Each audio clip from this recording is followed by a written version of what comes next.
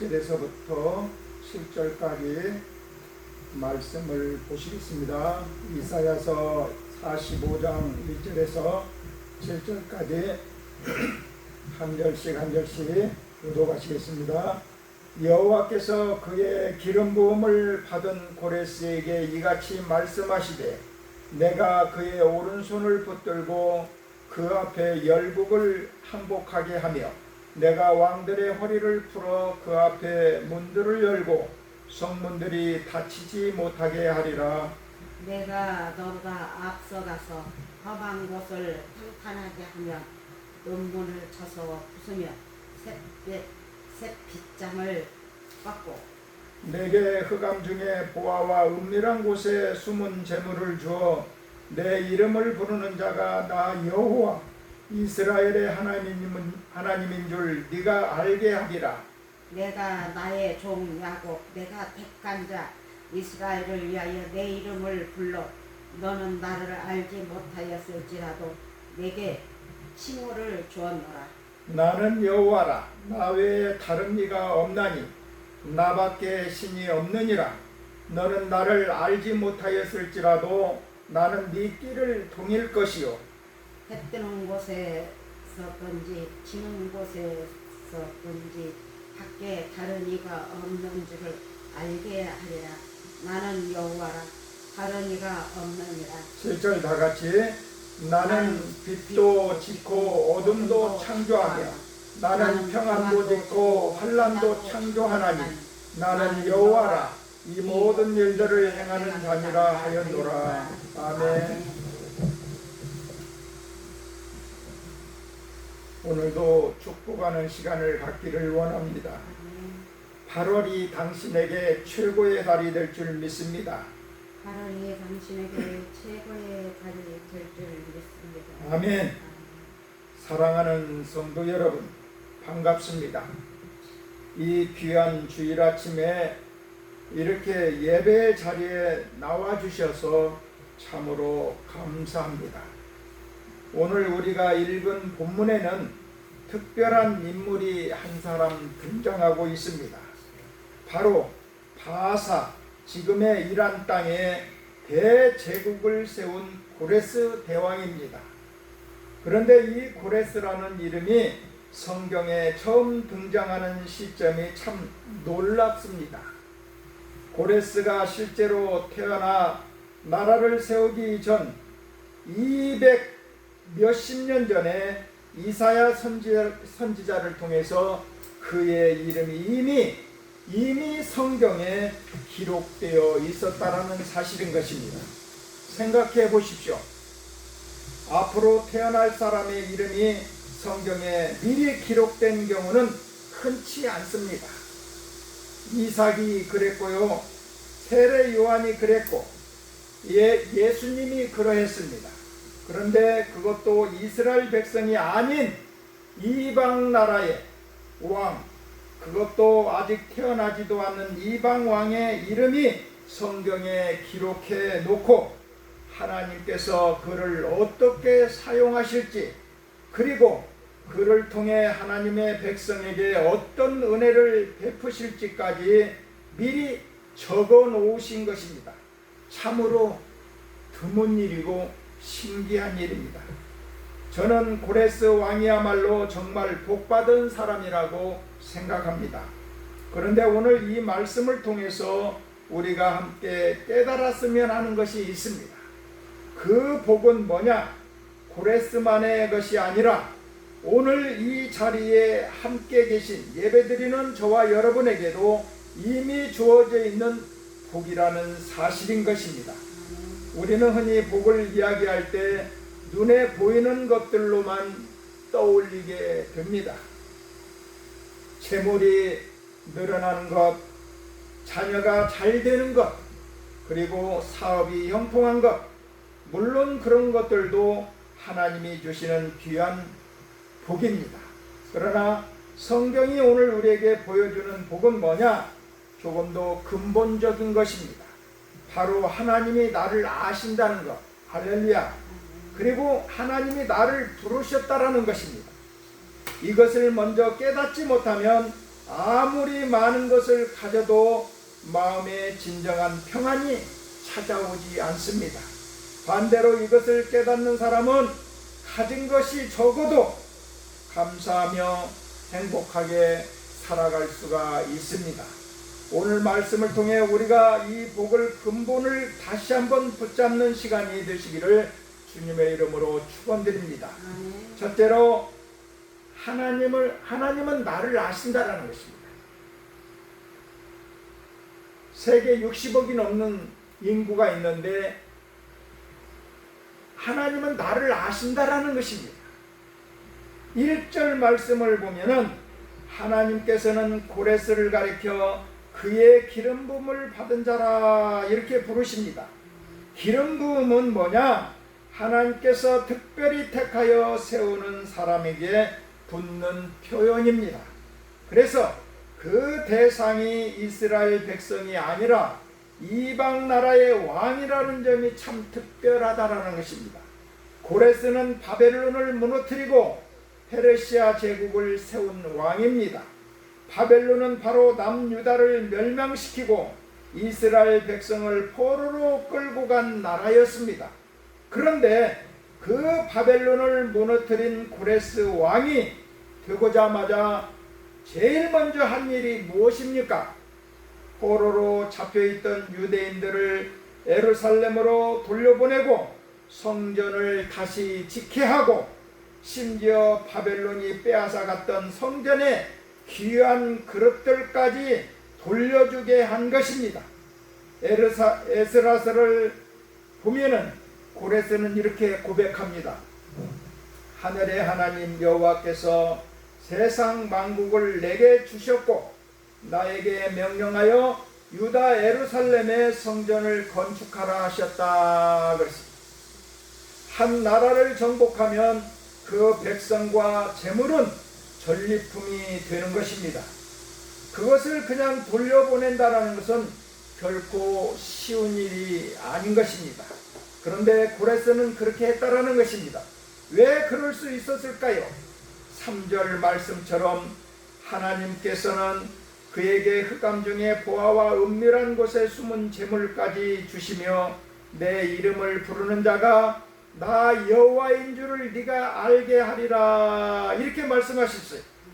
전쟁에 나가기만 하면 상대방의 추풍 낙엽처럼 무너지는 것을 경험하면서 고레스는 어느 순간 깨달았을 것입니다. 아, 이것은 내 능력이 아니구나. 내가 똑똑해서 내가 상대방보다 힘이 세기 때문에 이것을 무너뜨리는 것이 아니구나. 어떤 신이 나를 이렇게 인도하고 계시는구나. 그러던 중에 누군가 그에게 이사야서의 말씀을 보여주었을 것입니다. 자신이 태어나기 200여 년 전에 이미 자기 이름이 기록되어 있는 것을 보았을 때 그 충격이 얼마나 컸겠습니까?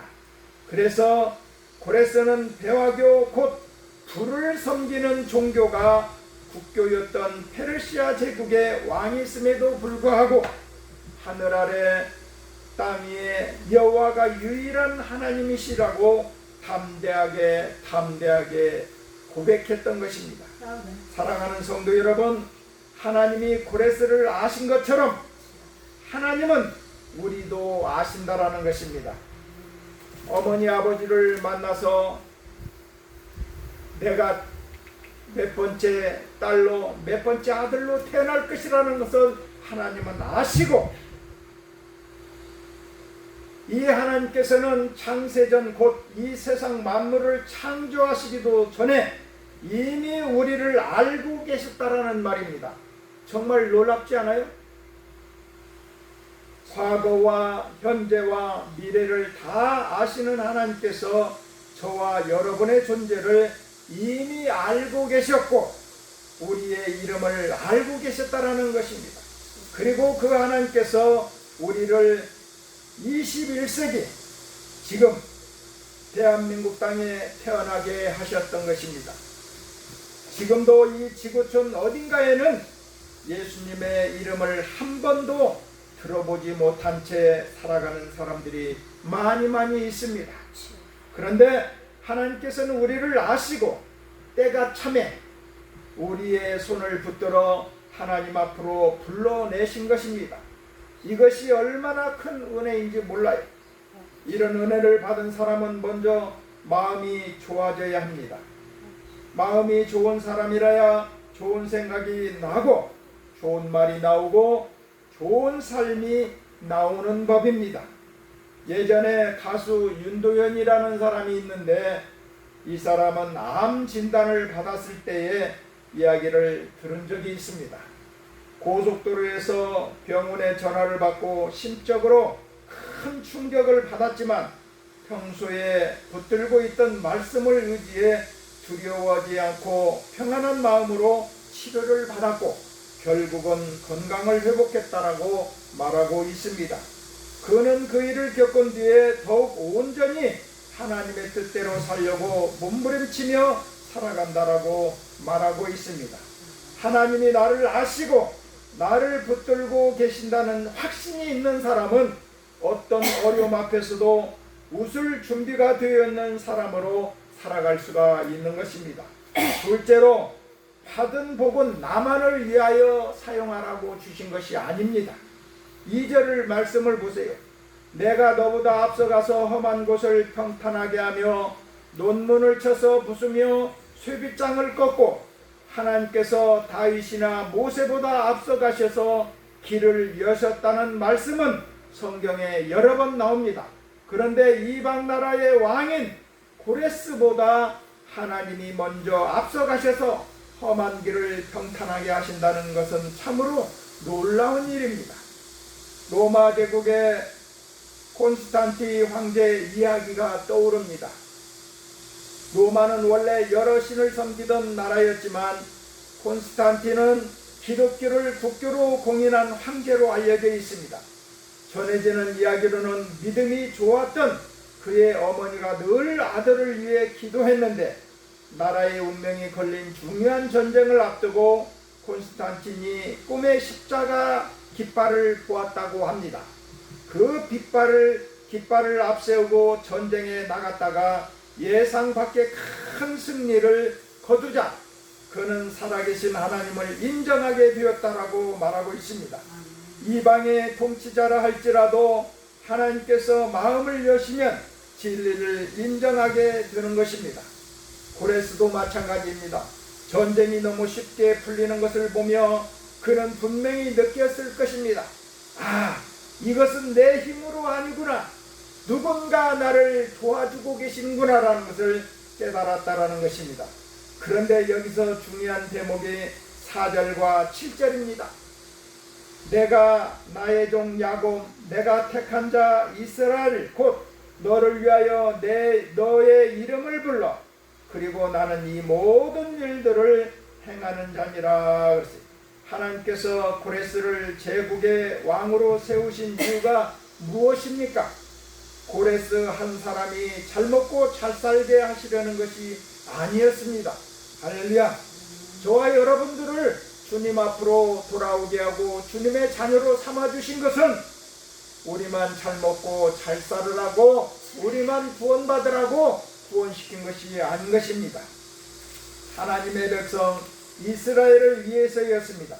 고레스가 받은 복은 그 한 사람의 것으로 끝나지 않고 수많은 포로된 백성들을 자유케 하고 무너진 성전을 다시 세우는 일로 흘러갔습니다. 가만히 생각해 보면 우리의 삶도 이와 다르지 않습니다. 부모가 자녀에게 재산을 물려줄 때 그 자녀 혼자 잘 먹고 잘 살라고만 주는 부모는 많지 않습니다. 그 재산으로 형제 자매를 돌보고 어려운 이웃을 살피며 다음 세대를 세우는 일에 쓰이기를 바라는 마음이 담겨져 있다는 사실인 것입니다. 하나님께서 우리에게 주시는 복도 마찬가지입니다. 하나님은 우리를 통해 다른 누군가가 살아나고 세워지고 하나님께로 돌아오기를 원하고 계신 줄 믿습니다. 그러므로 내가 받은 복이 클수록 그 복에 담긴 하나님의 마음도 더 깊이 헤아려야 합니다. 우리가 받은 복도 마찬가지인 것입니다. 건강의 복, 물질의 복, 믿음의 복, 이 모든 것이 나 혼자 누리고 끝내라고 주신 것이 절대 아닙니다. 강남에서 큰 빌딩을 여러 채 소유한 어느 권사님의 이야기를 들은 적이 있습니다. 그분은 코로나 팬데믹을 지나면서 오히려 사업이 더 확장되었는데 그렇게 얻은 재물을 하나님 나라를 위해서 아낌없이 사용하며 살아가신다고 합니다. 하나님이 나에게 이 재물을 주신 것은 나를 쓰시기 위함입니다. 그런 마음으로 무엇에 먼저 쓸 것인지 늘 기도하며 결정하신다고 합니다. 만약에 그분이 그 많은 재물을 자기 혼자 쌓아두고 즐기는 데만 썼다면 그 삶이 얼마나 공허했겠습니까? 하나님께서 우리에게 무언가를 넉넉히 채워주셨다면 그것은 반드시 흘려보내라고 주신 것임을 우리는 기억해야 될 줄 믿습니다. 셋째로 감사함으로 순종하며 사는 삶이 되어야 된다는 것입니다. 고레스가 하나님의 뜻에 순종한 것은 결코 쉬운 결정이 아니었어요. 대화교고 국교인 나라인 이방인 왕이었어요. 여호와만이 유일한 신이라고 고백하는 것은 자칫 나라 안에서 큰 반발과 위험을 불러올 수도 있는 일입니다. 그러나 고레스는 자신이 받은 복이 어디서 왔는지를 분명히 알았기에 그 복을 주신 분의 뜻대로 순종하기로 마음을 정했던 것입니다. 우리도 마찬가지인 것입니다. 우리가 지금 누리고 있는 것들, 곧 건강한 몸으로 걸어 다닐 수 있는 것, 정신이 맑고 온전한 것, 먹고 사는 일에 크게 걱정이 없는 것, 그리고 무엇보다도 예수님을 믿는 믿음이 있다는 것, 이 모든 것은 사실 잃어보아야 그 소중함을 깨닫게 되는 것들입니다. 건강을 잃으면 아무리 많은 재산이 있어도 소용이 없습니다.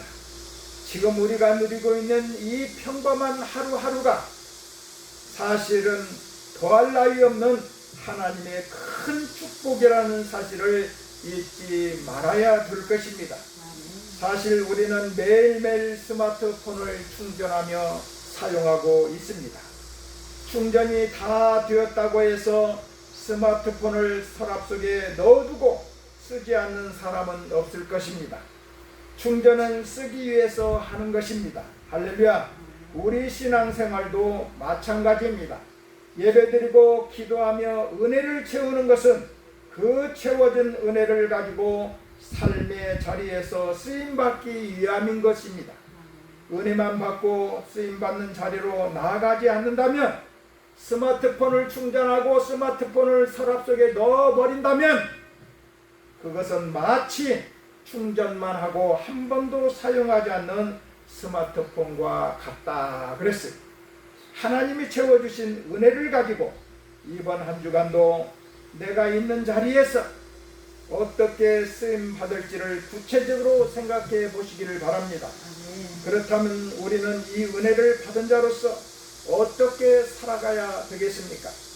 고레스처럼 내가 이렇게 잘된 것이 내 능력이나 내 운이 좋아서가 아니라 하나님께서 나를 쓰시려고 이렇게 인도하셨다는 것을 인정하는 것에서부터 시작해야 될 줄 믿습니다. 없는 것을 한탄하며 불평하는 가운데 살지 마시고 지금 내게 주어진 것들 하나하나를 헤아리며 감사함으로 살아가시기를 바랍니다. 감사하는 사람이 결국 하나님께 쓰임을 받는 것입니다. 하나님이 나에게 이 복을 주신 이유가 무엇인지를 늘 묻고 내가 감당할 사명을 찾아 하나씩 실천해 나가는 것, 그것이 바로 우리에게 복 주신 하나님의 은혜에 보답하는 길인 줄 믿습니다. 사랑하는 성도 여러분, 고레스의 이름이 그가 태어나기 전 200여 년 전에 이미 성경에 기록되어 있었던 것처럼 우리의 이름도 이 세상이 창조되기도 전부터 하나님의 마음속에 이미 새겨져 있었습니다. 하나님은 우리를 아시고 기름 부으시고 이 시대 이 땅에 불러 세우셨습니다. 이것이 얼마나 놀랍고 감사한 일인지 모릅니다. 요즘 우리 사회를 보면 정치적으로도 사회적으로도 마음이 무거워지는 소식이 참 많습니다. 그러나 우리가 기억할 것은 이런 시대에도 하나님은 여전히 역사를 주관하고 계신다는 사실인 것입니다. 이방인의 왕 고레스 한 사람을 통해서도 당신의 뜻을 이루어 가셨던 하나님께서 오늘 이 나라와 이 시대 가운데서도 반드시 당신의 선하신 뜻을 이루어 가실 것입니다. 우리는 그 하나님을 신뢰하며 낙심하지 않고 기도하는 자리를 지켜야 하겠습니다. 이제 우리에게 남은 일은 하나입니다. 하나님이 왜 나를 이곳에 이 시대에 세우셨는지를 깨닫고 받은 복을 흘려보내며 감사함으로 순종하며 살아가는 것입니다. 이번 한 주간도 우리 각자에게 주어진 자리에서 하나님이 아시고 부르신 자답게 살아가시는 저와 여러분들이 다 되시기를 주님의 이름으로 축원드리옵나이다. 아멘. 기도하시겠습니다. 사랑하는 하나님 아버지 감사합니다. 고레스 대왕을 아시고 부르셨던 것처럼 저희도 하나님께서 이미 아신 바 되었고 기름 부어 믿음을 주시어 하나님 앞으로 불러주셨음을 감사를 드립니다. 저희가 누리고 있는 건강의 복, 물질의 복, 믿음의 복이 모두 어디서 왔는지 잊지 않게 하시고 아멘. 그 복을 주신 이유를 깨달아 맡겨진 사명을 잘 감당하는 종들이 되게 하여 주시옵소서.